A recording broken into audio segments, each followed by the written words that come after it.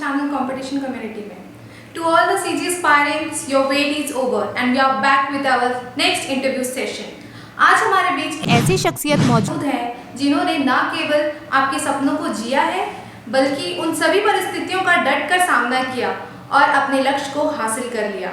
आज हमारे बीच मौजूद हैं श्री हिमाचल साहू सर. ये CGPSC 2015 बैच के टॉपर हैं. First of all, I heartily welcome you, sir, that you took out your precious time and managed to guide. Sir, सबसे पहले तो हम आपसे ये जानना चाहते हैं कि आपने अपने सिलेक्शन के बाद जब एकेडमी ज्वाइन की और आप यहाँ पर अभी as a deputy collector training ले रहे हैं, तो आपको कैसा महसूस होता है? उस गोल को अचीव कर लेने के बाद क्या फीलिंग आती है आपको, क्योंकि आपने अपना सब कुछ त्याग कर कड़ी मेहनत करके उस गोल को अचीव किया है, तो कैसा महसूस करते हैं आप? सबसे पहले तो बहुत अच्छा लगता है कि एक बार हम जैसे तैयारी करते रहते हैं तो अपने समय में मेहनत करते हैं और सोचते रहते हैं कि हम भी एक राज्य की सबसे प्रतिष्ठित सेवा में जाएंगे. तो तैयारी में एक हमारे पास मोटिवेशन रहता है कि हम जो सिविल सेवा है राज्य का डिप्टी कलेक्टर के पद पर चयन हो, उसके लिए हम भरपूर मेहनत करते हैं. तो आने के बाद में हम देखते हैं कि वाकई में लोक सेवा के प्रति यह पोस्ट काफ़ी गरिमामयी है और हमें बहुत अच्छा ब्रॉडर प्लेटफॉर्म देता है ताकि हम लोगों की सेवा कर सकें और बहुत सारे अवसर हमें उपलब्ध कराता है जिलों में काम करने में के लिए. तो काम करते वक्त लोगों के मन में जो खुशी हम दे पाते हैं उसके लिए ये अच्छा लगता है कि हमने जो मेहनत की वो सार्थक हो पाया है. Thank you so much sir. Definitely हमारे स्टूडेंट्स आपका ये जवाब सुनकर काफ़ी मोटिवेट महसूस किए होंगे और उन्हें एक नया जरिया मिल जाएगा ताकि वो अपने प्रिपरेशन को ब्रश अप कर सकें. अब सर, जैसा कि आप जानते हैं कि हम अपने प्रिपरेशन के एकदम लास्ट पड़ाव पर पहुंच चुके हैं और लगभग 20 दिनों से कम समय के बाद भी हमारा जो CGPSC की प्रारंभिक परीक्षा है वो होने वाली है. तो अभी जो हमारे स्टूडेंट्स हैं सर वो रिविजन मोड पर आ चुके हैं. तो आपके हिसाब से उनकी लास्ट मिनट स्ट्रैटेजी क्या होनी चाहिए? भी स्टूडेंट्स को ये लगता है कि सब कुछ पढ़ने के बाद भी उन्होंने अभी तक कुछ पढ़ा ही नहीं है, तो आपके हिसाब से लास्ट मिनट स्ट्रैटेजी क्या होनी चाहिए? जैसे अभी तो प्रीलिम्स का ही समय है, अभी 17-18 फरवरी को प्रीलिम्स होंगे. तो प्रीलिम्स में अभी रिवीजन का ही समय, जैसा कि आपने कहा, सही कहा कि अभी रिवीजन ही करना चाहिए, रिपीटेड रिवीजन, क्योंकि प्रीलिम्स में ऑब्जेक्टिव क्वेश्चंस रहते हैं और आंसर्स हमारे सामने ही रहते हैं.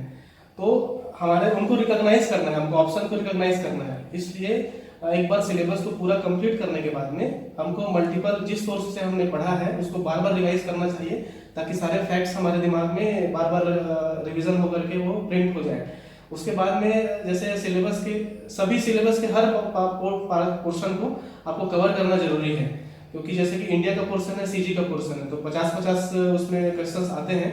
उसके बाद है करंट अफेयर्स. तो करंट अफेयर्स के लिए कोई 2 मैगजीन आपको लेकर के उसको रिवाइज करना पड़ेगा और सिलेबस के हर पोर्शन में जहाँ से भी सवाल आते हैं उसको आपको छोड़ना नहीं है और उनको बार बार रिवाइज करना है, चाहे किसी भी सोर्स से पढ़े रहें, लेकिन उसको आप जरूर कंप्लीट करें. सिलेबस का हर पोर्शन कवर होने के बाद में उसको आप रिवाइज करिए. उसके बाद बहुत सारे आप ऑब्जेक्टिव टेस्ट आपको सॉल्व करना पड़ेगा, इंडिया के लिए भी, CG के लिए भी.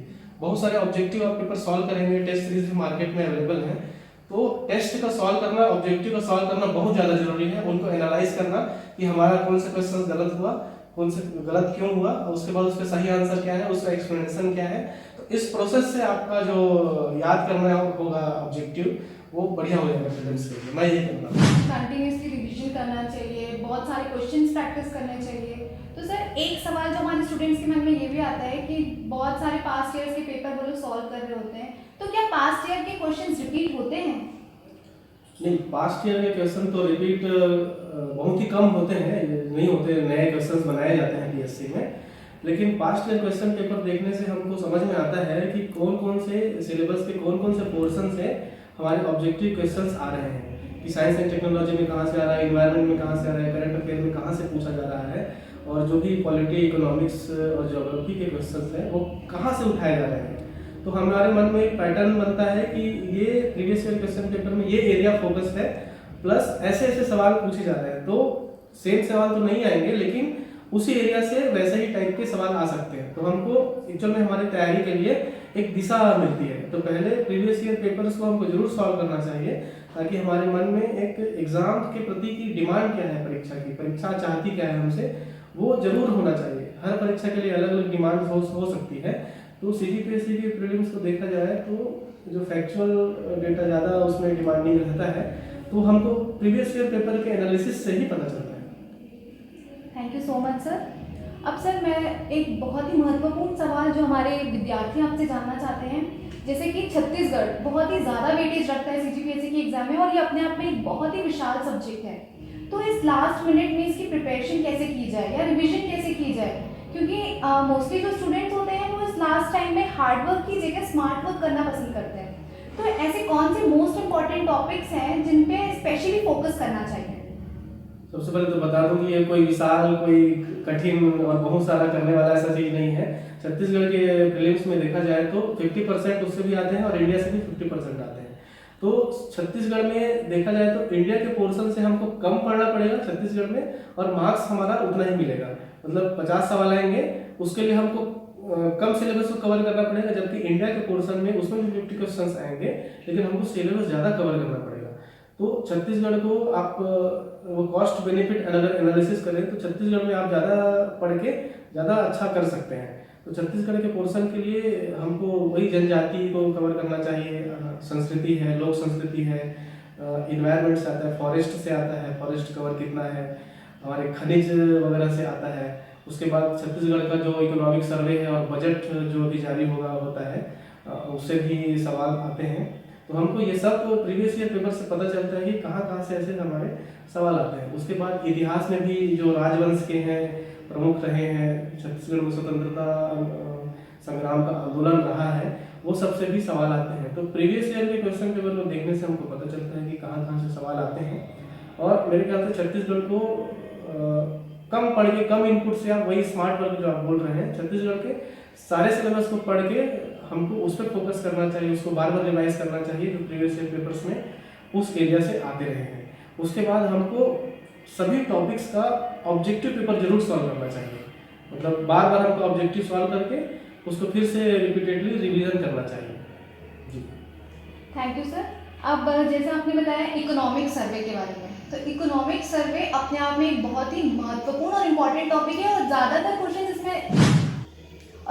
क्वेश्चन हमें इसमें से देखने को मिल ही जाते हैं। तो सर जब इकोनॉमिक सर्वे की बात होती है तो वो पूरा जो टॉपिक है वो फैक्ट बेस्ड होता है और फैक्ट भी फिगर बेस्ड होते हैं, तो इसे याद कैसे किया जाए?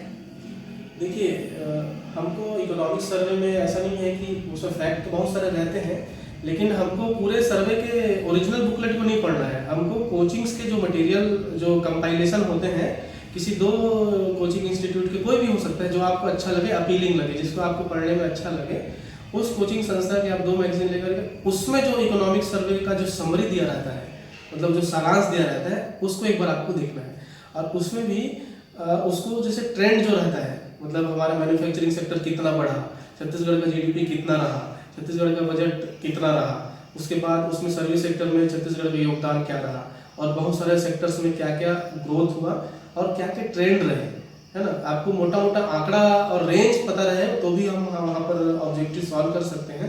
क्या प्रगति रही है, किस दिशा में हमारी अर्थव्यवस्था बढ़ी है, ये सब हमको एक मोटा मोटा समझ विकसित करना है, जिससे हम वहाँ पर ऑब्जेक्टिव सॉल्व करें तो हम वहाँ पर टिक अच्छा से कर सकें कि कौन सा सही ऑप्शन है।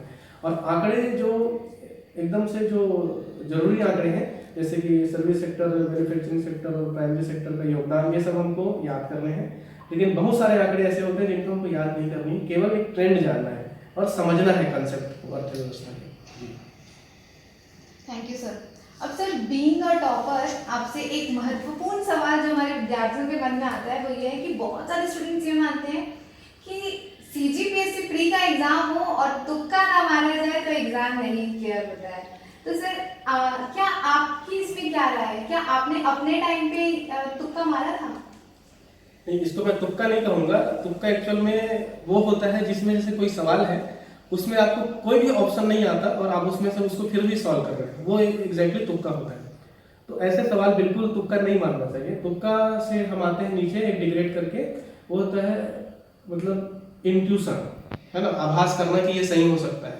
उसके बाद होता है इंटेलेक्चुअल गेसिंग, ठीक है। तो प्रीलिम्स को सॉल्व करने का सबसे अच्छा तरीका है, आप सबसे पहले उन सवालों को हल करिए जिसके ऑप्शन आपको एग्जैक्टली पता है।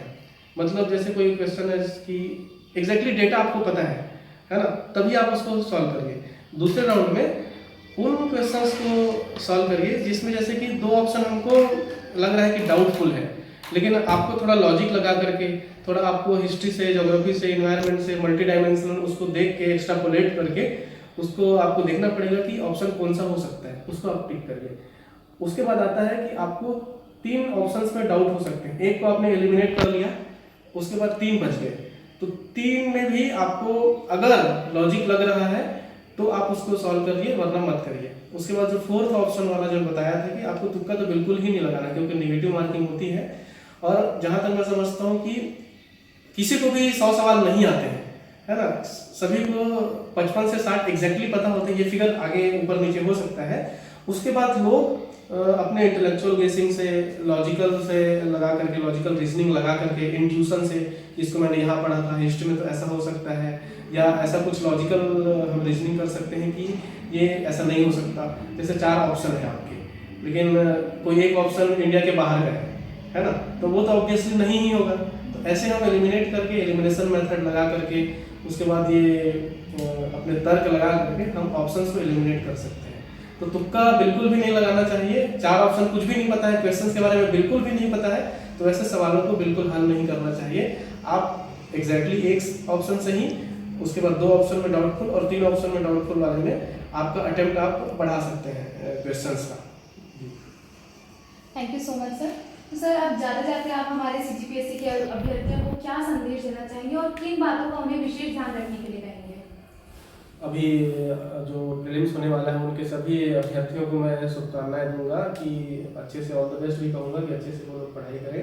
और अंतिम समय में जो सबसे इम्पोर्टेंट रहता है, अपने मतलब पीस ऑफ माइंड होना चाहिए, काम होना चाहिए, कूल आपको रहना है, कंपोज रहना है, और अपने स्वास्थ्य की देखभाल आपको करनी है कि किसी भी हालत में आप बीमार ना पड़े, ताकि आप अच्छे से पढ़ाई कर सकें अभी दिनों में। और आप हम सभी सिलेबस के सभी टॉपिक्स का बार बार रिवाइज करिए, पहला चीज़। दूसरा चीज़ है, आप बहुत सारे ऑब्जेक्टिव सॉल्व करिए, सभी टॉपिक्स के बार बार ऑब्जेक्टिव सॉल्व करिए। आपका सवाल जो गलत हो रहा है उसको फिर से एनालाइज करिए, क्यों गलत हो रहा है, और जो सही हो रहा है उसको तो आप बाद में भी सही करेंगे, लेकिन जो गलत हो रहा है उसको आप जरूर एनालाइज करिए, रिवीजन करिए। और सिलेबस के जो भी पोर्शन को आपको लग रहा है कि आपने नहीं पढ़ा है, उसको आप जल्दी से पढ़ के रिवाइज कर लीजिए और ऑब्जेक्टिव सॉल्व कर लीजिए। आपका प्रीलिम्स बिल्कुल होगा, क्योंकि मैंने यही तरीके से फॉलो किया था तो मेरा हुआ था। तो आपको ऐसे ही करना है, तुक्का नहीं लगानी है, लेकिन इंटेलेक्चुअल गेसिंग जरूर करनी है। आप ज़्यादा पढ़ेंगे तो ज़्यादा अच्छे से इंटेलेक्चुअल गेसिंग होगा।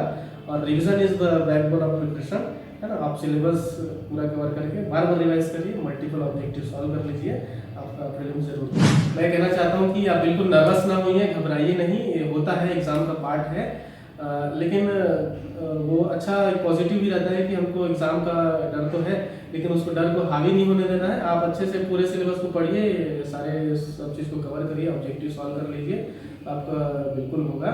और मेरी तरफ से आप सभी को शुभकामनाएं। अब इसी के साथ मैं तनिषा यादव विदा कहती हूँ और हमारे सर का शुक्रिया अदा करती हूँ। हम फिर हाजिर होंगे अपने नए गेस्ट के साथ और कुछ और CGPSC की प्रिपरेशन टिप्स के साथ। Thanks for watching and supporting. Fast track revision course से संबंधित सारे वीडियोस देखने के लिए डिस्क्रिप्शन बॉक्स में क्लिक करें। Do like and subscribe and hit the bell icon for future notifications.